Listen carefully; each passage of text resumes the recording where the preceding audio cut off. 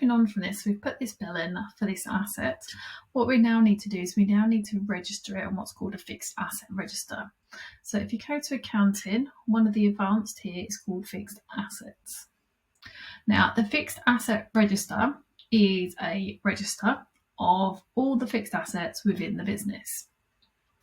When you create a bill for your asset, it will automatically come into here as a draft asset.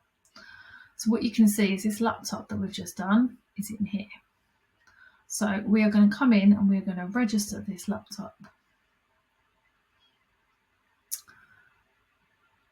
So what you can do is you can put more information about the laptop.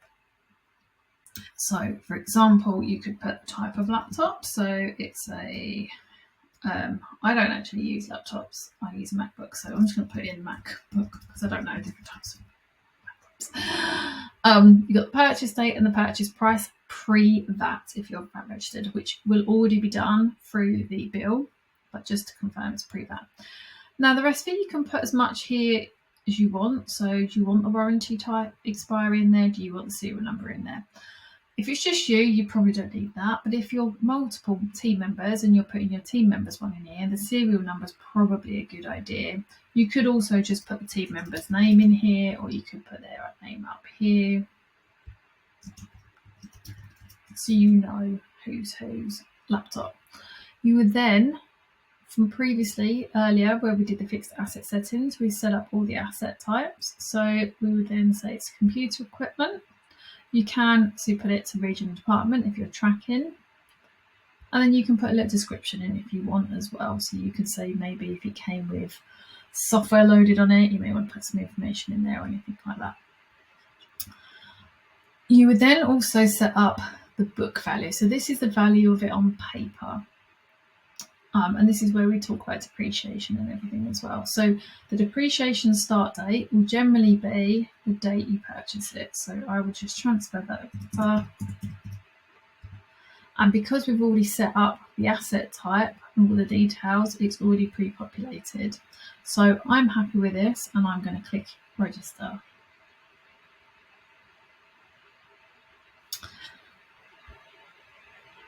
And you can see now it's gone from drafts and it is in registered. I want to look at this one. And I'm going to register this one as well.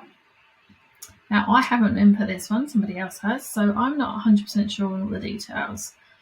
It's been put computer equipment in and it says laptop and Tracy, so I'm guessing Tracy's a member of my team there. But I don't know all the details, so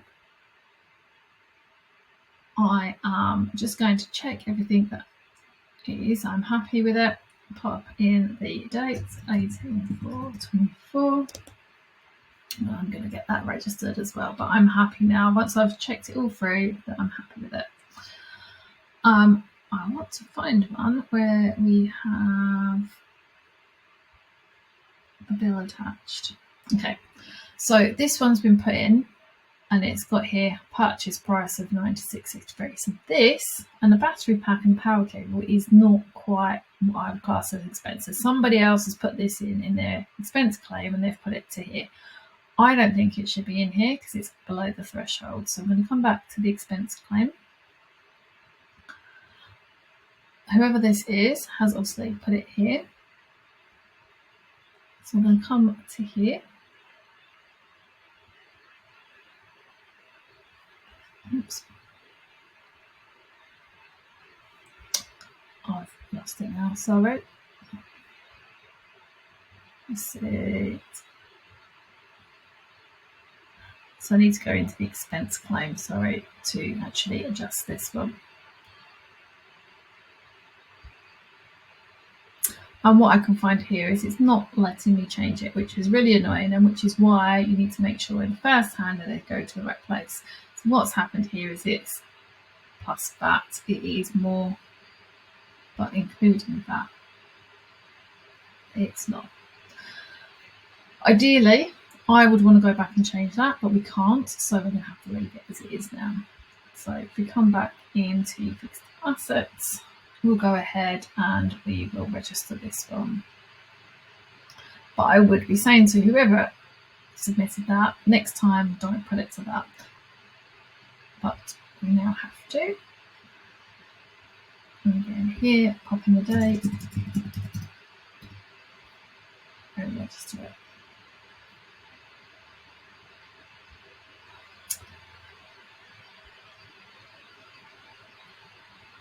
And the last one, check that over, pop in the depreciation bill. Oops, yep. And mark that as registered. Now, if you ever need to look back when you're using them from the bill, you've got here, see original bill. So you can always go back to it and see the bill. So if you did need to change something, you can do, and then you can take it out of the fixed asset register as well. But I'm happy with that one.